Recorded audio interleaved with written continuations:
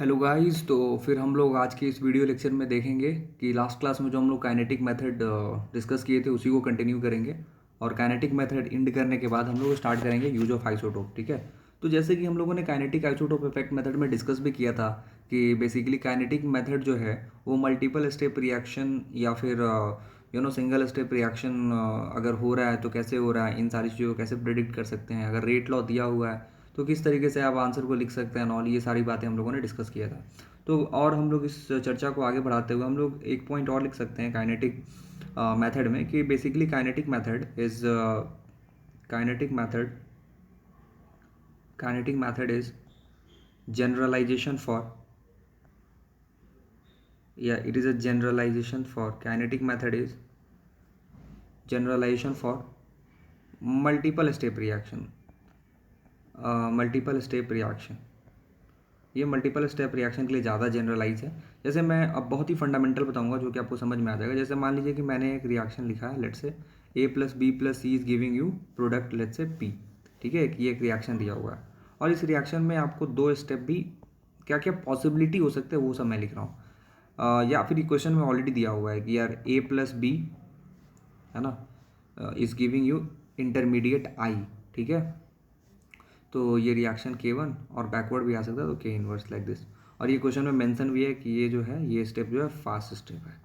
फिर अगर स्टेप 2 की बात करें तो एक बार जब आपने इंटरमीडिएट बना लिया तो फिर ये आपके पास ये जो C बचा हुआ है इसके साथ रिएक्शन करके और ये बना लेगा P। ठीक है, लेट्स से here K2 and this step is slow step, है ना। तो इसकी आप रेट कैसे लिखोगे? अगर इसकी आप रेट कैसे लिखोगे, रेट लिखने की बात आती है तो हमेशा रेट जो है वो स्लोएस्ट स्टेप के द्वारा लिखा जाता है। तो rate is equals to like K2 concentration of intermediate concentration of C whatever you have taken। Okay, ठीक है। तो क्वेश्चन ये है कि सर हमारे रेट जो आपने रेट लिखा है RDS जो रेट लिखा है इस रिएक्शन का उसमें तो इंटरमीडिएट आ रहा है, कॉन्सेंट्रेशन ऑफ इंटरमीडिएट कैसे निकालेंगे? तो हमेशा याद रखिएगा कॉन्सेंट्रेशन ऑफ इंटरमीडिएट निकालने के लिए हम लोग जो फास्ट स्टेप है ना, या फिर जो रिमेनिंग स्टेप है उसकी सहारा लेते हैं। ठीक है, तो अगर ये फास्ट स्टेप है तो इस फास्ट स्टेप का आप कुछ इस तरीके से लिख सकते हो K1 बाई के inverse is equals to concentration of intermediate divided by concentration of A into concentration of B. और यहाँ से आप क्या निकाल सकते हो, concentration of I which is equals to K1 by के inverse into concentration of A into concentration of B. ठीक है, ये वैल्यू आ गई एक बार। अब ये वैल्यू जब एक बार आ गई तो आप इस वैल्यू को उठा कर कहाँ पे रख दोगे, यहाँ रख दोगे। तो फाइनली रेट क्या आ जाएगा, rate is equals to K2 into फिर कॉन्सेंट्रेशन ऑफ आई को लिख दीजिए K1 बाई के inverse concentration of A concentration of B और फिर ये जो ऑलरेडी यहाँ पे मौजूद है कॉन्सेंट्रेशन ऑफ सी वो भी आ जाएगा, है ना। तो फाइनल रेट जो आया वो आपका ये निकल करके आया। ठीक है, ये तो एक पॉसिबिलिटी हुई। दूसरी पॉसिबिलिटी क्या हो सकती थी, मैंने क्या किया ए प्लस बी से पहले इंटरमीडिएट बनाया और फिर इंटरमीडिएट का रिएक्शन उस सी के साथ करा करके ये बनाया। अनदर पॉसिबिलिटी कुड बी कि सर ए प्लस बी हमारा इंटरमीडिएट दे लेकिन ये स्लो स्टेप हो। ठीक है, और फिर जो इंटरमीडिएट है वो हमारे सी से कंबाइन करके क्या बना ले, प्रोडक्ट पी बना ले।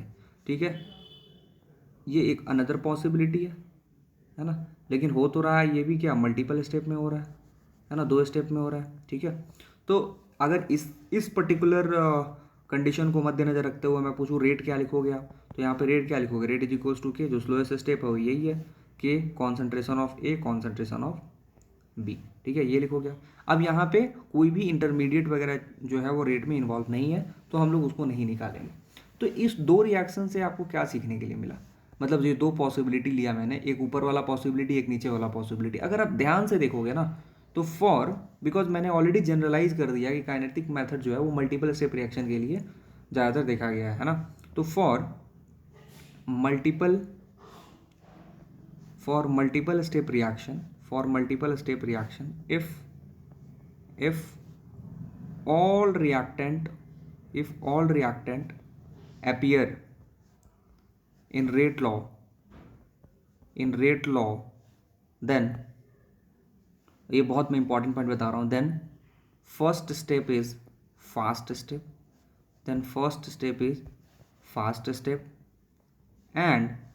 And second step will be RDS। And second step will be RDS।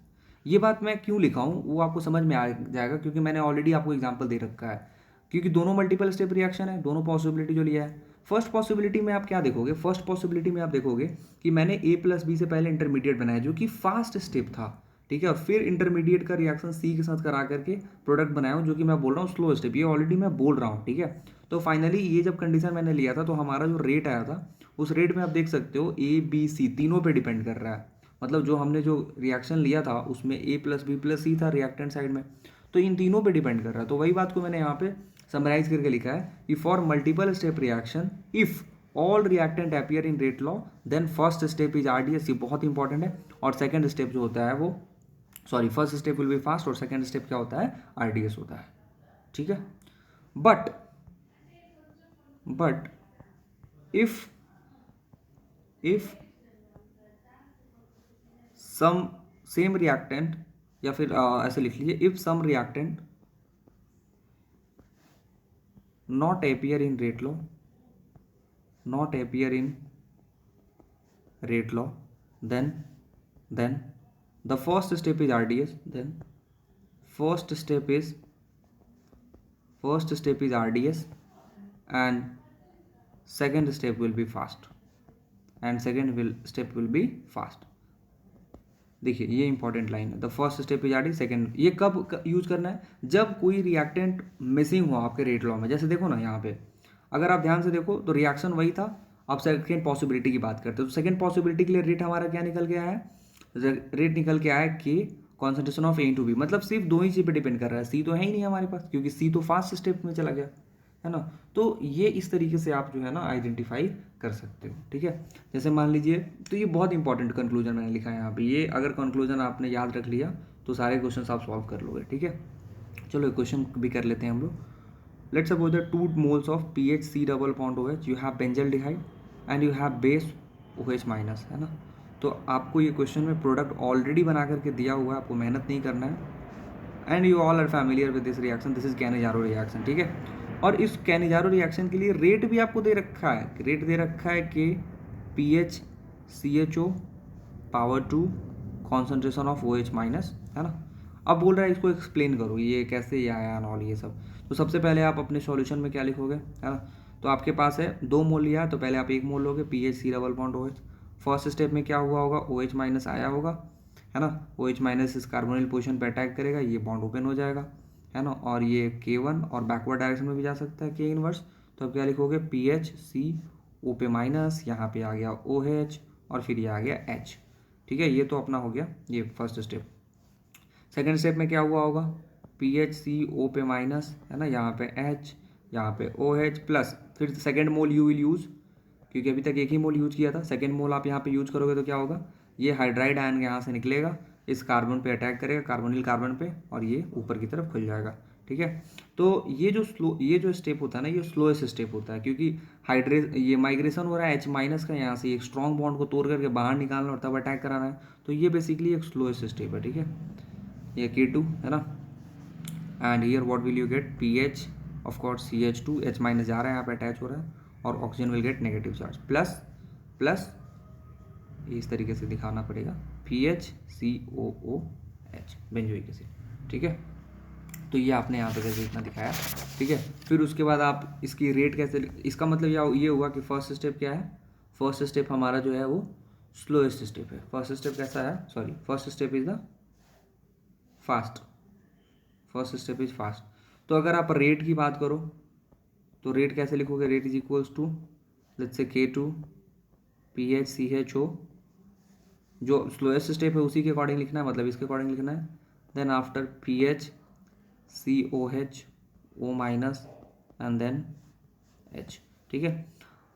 अब फिर से क्वेश्चन में ये है कि सर ये तो एक इंटरमीडिएट है, लाइक जैसे कि हम लोगों ने देखा था इसी वीडियो में फर्स्ट एग्जांपल जो था, है ना। तो PHCHO माइनस H ये तो एक इंटरमीडिएट है। अब इंटरमीडिएट रेट में आ गया तो क्या ये इस तरीके से लिखना सही है, नहीं, इसको आप थोड़ा सा मॉडिफाई करोगे। तो जब भी इंटरमीडिएट टाइप आया तो मैंने बताया था फास्ट स्टेप का आप हेल्प कर लोगे, तो फास्ट स्टेप के अकॉर्डिंग आप लिख सकते हो ना। फर्स्ट स्टेप देखो K1/K inverse is equals to क्या लिखोगे आप, concentration of PH C O H O minus H divided by concentration of P H C double bond O H, वही जैसे केमिकल काइनेटिक्स में आप करते हो ओ एच माइनस। ठीक है, यहाँ से आप इसको निकाल सकते हो, ये पार्ट आप निकाल सकते हो। This part will be nothing but cross multiplication कर दीजिए K1 बाई के inverse into concentration of P H C H O into concentration of O H minus.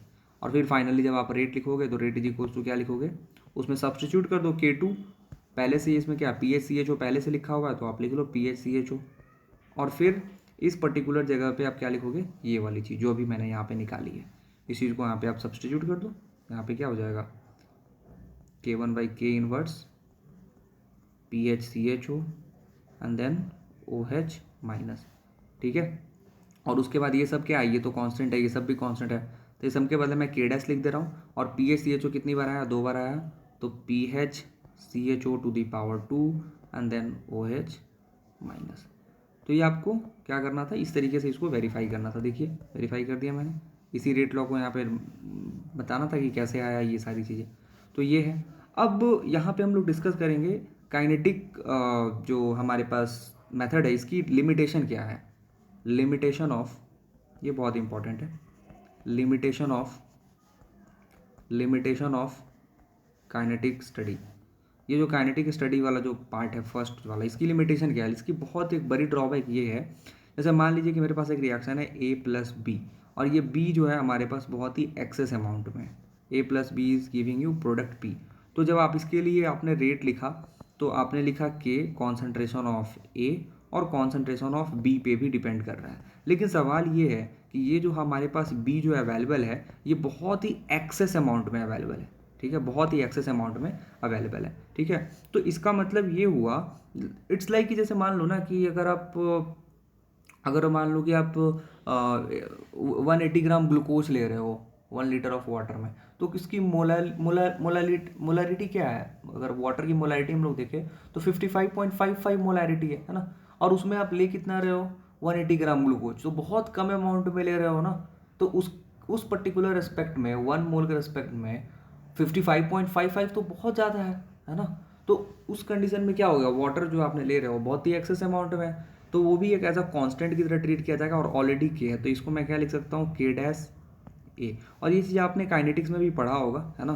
तो इस पर्टिकुलर चीज़ को, अब पहले ये रिएक्शन किस टाइप का दिख रही थी, पावर ऑन पावर यहाँ पे, तो मतलब सेकेंड ऑर्डर, लेकिन ये अचानक से क्या हो गया, फर्स्ट ऑर्डर क्या हो गया है ना। तो इस टाइप के रिएक्शन को हम लोग क्या बोलते हैं, स्यूडो यूनिमॉलिक्यूलर। मतलब ये था मतलब सेकंड ऑर्डर का, लेकिन आपने इस इतना ज़्यादा कॉन्सेंट्रेशन ले लिया रिएजेंट का कि आप उसको भी एज अ कांस्टेंट ट्रीट कर रहे हो है ना कहीं यूज़ तो हुआ ही होगा ना, लेकिन आप इसको बोल रहे हो कि नहीं फर्स्ट ऑर्डर ये और स्यूडो यूनिमॉलिक्यूलर बोल रहे हो। तो basically pseudo order kinetics can provide misleading result. तो इसलिए ये इसका एक ड्रॉबैक है। तब उस कंडीशन में आप बहुत ही मुश्किल में पड़ जाओगे। जैसे एक बहुत ही सिंपल सा एग्जांपल लेकर के मैं आपको समझाऊंगा, शायद उस एग्जांपल से आपको समझ में आ जाए। जैसे मान लीजिए कि मैंने लिखा मिथाइल क्लोराइड प्लस H2O का रिएक्शन करवाया, और यहाँ पे मैंने लिख दिया मिथाइल अल्कोहल, और मैंने रेट भी दे दिया, let say rate is equals to K concentration of CH3Cl। ठीक है, ये दे दिया। ठीक है, और इसी में ये तो फर्स्ट पार्ट है, इसी में सेकेंड पार्ट भी मैं ले लेता हूँ। जैसे CH3 whole thrice Cl plus H2O is giving you Me3COH, और यहाँ पे मैंने रेट ले लिया K Me3CCl है ना। तो दो रिएक्शन मैंने लिया है। अगर मैं आपसे पूछूं कि इस पर्टिकुलर फर्स्ट रिएक्शन के अकॉर्डिंग अगर आप मैकेनिज्म आप लिखोगे तो क्या लिखोगे, तो सबसे पहले आप सोचोगे कि मैंने क्या बताया था कि एक रिएक्शन है, आप उसकी रेट देखोगे तो रेट में क्या है, तो रेट में सर सिर्फ सब्सट्रेट लिखा हुआ है, यहाँ पे ये रिएजेंट वाटर को यूज ही नहीं किया है। तो मैंने क्या बताया था, अगर कोई भी चीज़ अगर मिसिंग है मतलब कि वो मल्टीपल स्टेप रिएक्शन है। तो अकॉर्डिंग टू रूल जो आपने सीखा है, आप बोल दोगे क्या कि it is multiple step reaction, it is multiple step reaction. ठीक है, और फिर आप क्या करोगे कि CH3Cl है, फिर आप इसको पहले Cl- को बाहर निकालोगे और यहाँ पे CH3 प्लस बना दोगे प्लस Cl-, और फिर ये फर्स्ट स्टेप आप बोलोगे कि ये तो फर्स्ट स्टेप हो गया, और फिर बोलोगे कि सेकंड स्टेप में क्या हो जाएगा, है ना। सेकंड स्टेप में आप क्या हो जाएगा कि CH3 प्लस जो है प्लस अब वाटर आएगा, वाटर अटैक करेगा और ये मिथाइल अल्कोहल बन जाएगा। सोचने वाली बात ये है कि क्या ये इस तरीके से होगा। आप तो बोल दोगे कि ये वाला स्टेप जो है कि हमारे मैकेनिज्म में सिर्फ यही स्टेप था, तो ये RDS हो गया और ये फास्ट हो गया। क्या ये बोलना सही है? नहीं, इसलिए बोलना सही नहीं है क्योंकि ये जो आपने बनाया है क्या ये एग्जिस्ट करेगा इस तरीके से, है ना। तो यही जो है ये एक ड्रॉबैक है ना, क्योंकि आपने वाटर को एक्सेस मान करके उसको नहीं लिखा। तो कहने का मतलब ये है कि काइनेटिक स्टडी का जो लिमिटेशन है वो है अपना pseudo unimolecular, means we cannot differentiate, ये चीज़ नहीं होगा, है ना। We cannot differentiate between unimolecular and bimolecular reaction. We cannot differentiate unimolecular and bimolecular reaction whenever reagent present in excess. So kinetic measurement is only applicable to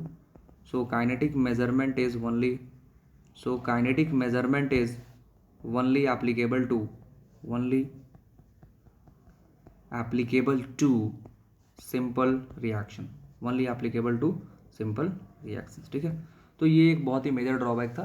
तो इसी के साथ हम लोग इस वीडियो लेक्चर को करेंगे यहीं पे एंड, और अगले वीडियो लेक्चर में we will start use of isotope. Okay, thank you so much to watching this video, bye bye.